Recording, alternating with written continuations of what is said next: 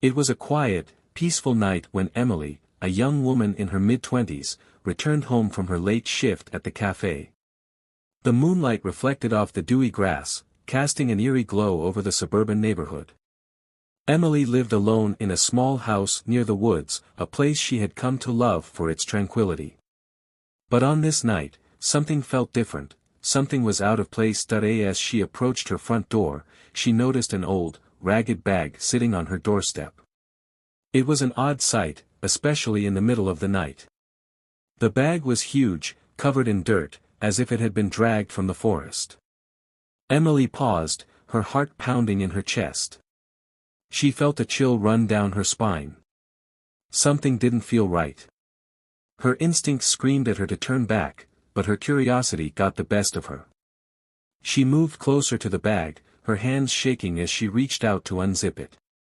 Just as she touched the zipper, a deep, guttural growl echoed from the shadows behind her. Emily froze. Her heart skipped a beat. Slowly, she turned around, her breath caught in her throat. Emerging from the trees was a massive bear, its dark eyes glinting in the moonlight. The bear wasn't charging at her, but instead, it seemed, almost calm. It walked slowly toward the bag, sniffed it for a moment, then turned away. Emily stood there, completely still, as the bear lumbered back into the forest, disappearing into the darkness. Her legs felt like jelly, but somehow, she managed to gather enough courage to approach the bag. She knelt down and unzipped it, her hands trembling with fear. Inside, there were torn clothes, stained with what appeared to be blood. But it was the journal that caught her attention. It looked old, its pages filled with hurried, frantic writing.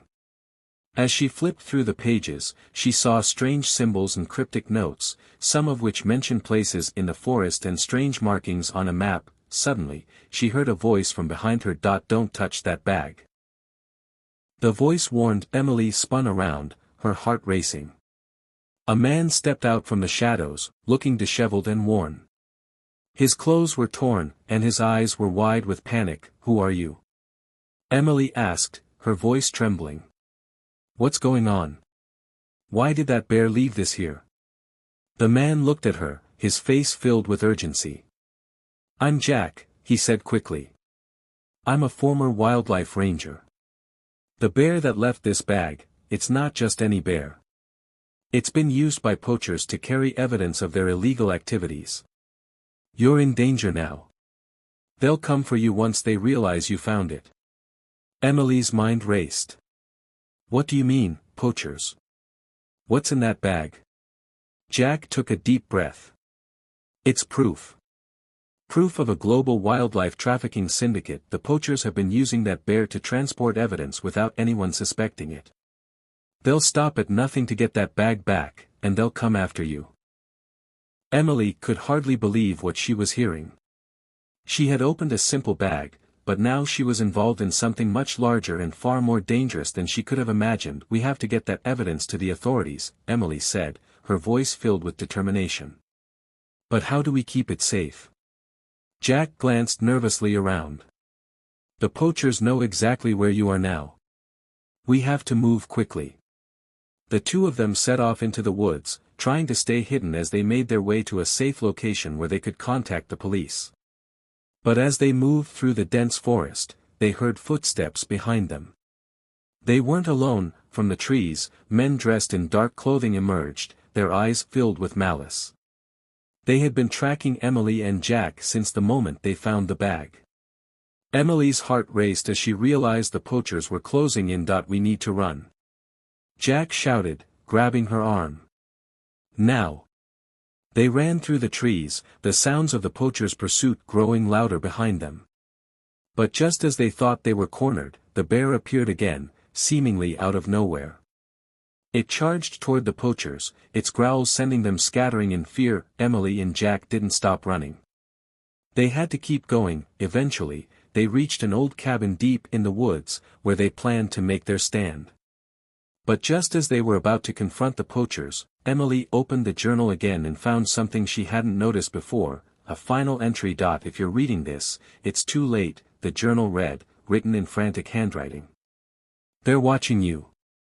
The bear was my last gift to you. Protect her. She's the key to everything. Emily's breath caught in her throat. What did it mean?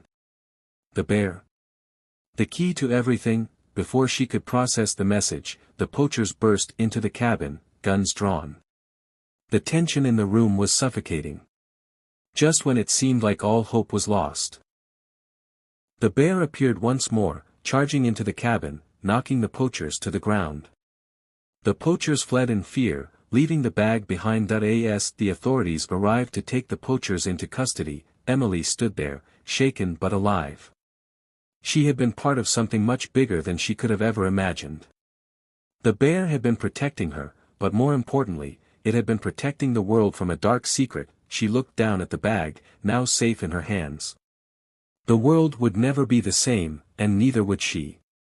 But she knew one thing for sure, the bear had been her guardian, and together, they had uncovered a truth that could change everything.